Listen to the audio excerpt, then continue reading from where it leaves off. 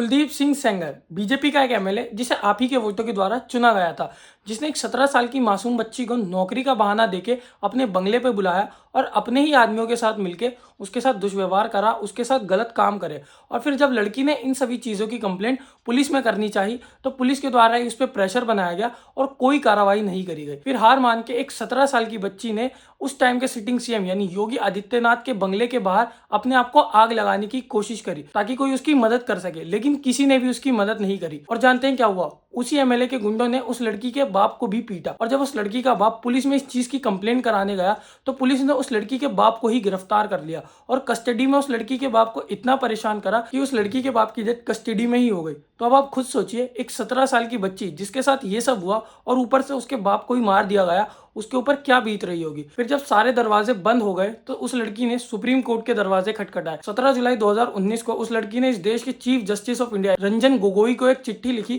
कि उस लड़की को एमएलए के गुंडों से खतरा है, वो उसे मार देंगे, लेकिन इसके बाद भी कोई कार्रवाई नहीं करी गई। फिर 28 जुलाई 2019 को जब वो लड़की अपनी 2 आंटियों और अपने वकील के साथ कार से कहीं जा रही थी तो एक ट्रक ने उनकी कार को टक्कर मार दी और उस लड़की की दोनों आंटियों की डेथ ऑन द स्पॉट हो गई और वकील भी बहुत बुरी तरीके से जख्मी हो गया। इतना सब होने के बाद कुलदीप सिंह सेंगर को उम्र कैद की सजा तो हुई, लेकिन आज यानी 2025 में दिल्ली हाई कोर्ट ने कुलदीप सिंह सेंगर की सजा को सस्पेंड कर दिया 15 लाख के बॉन्ड के अगेंस्ट। अब आप खुद सोचिए, एक आदमी जिसने एक 17 साल की नाबालिग बच्ची के साथ इतना दुष्कर्म करा हो अपने आदमियों के साथ मिलकर और उस लड़की के बाप को भी मार दिया हो, उसे इस देश में बेल मिल रही है। तो इस देश के जस्टिस सिस्टम पे आप कैसे भरोसा कर सकते हो? आप कैसे भरोसा कर सकते हो इस देश के जस्टिस सिस्टम पे कि वो आपको जस्टिस दिला देगा?